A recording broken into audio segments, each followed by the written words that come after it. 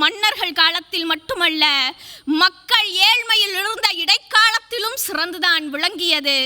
இன்று நம் மக்கள் திண்ணையை இடித்து வீட்டிற்கு கதவு ஓட்டு பூட்டிவிட்டனர். ஏனென்றால் தெரிந்தவர்கள் கூட வீட்டிற்குள் வந்தால் அவர்களுக்கு உணவளிக்க வேண்டுமே. அதனால் வீட்டிற்கு கதவுக்கு ஒரு கதவு வைத்து அடைத்து விட்டார்கள். நம் தமிழர்கள் பண்பாடு பேறுபெற்ற பண்பாடு, வீரமும் தியாகமும் நிறைந்த மண்ணில் விருந்தோம்பல் பண்பாடு செழித்து வழங்கியது.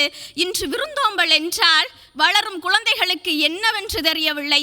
உணவு விடுதிகளுக்கு செல்கிறார்கள், உணவு விடுதியில் உணவு பரிமாறுபவர்கள் உணவு பரிமாறுகிறார்கள், அதைதான் விருந்தோம்பல் என்கிறார்கள். விருந்தோம்பல் என்பது அதுவல்ல. முகம் தெரியாத நபரை சிரித்த முகத்தோடு உபசரிக்கும் தமிழரின் விருந்தோம்பல் பண்பாடு குறைந்து போனதற்கு காரணம் நம்முடைய அறிவியல் வளர்ச்சியும் நாம் பண்பாட்டின் மீது காணாத குன்றான வளர்ச்சியும் தான்.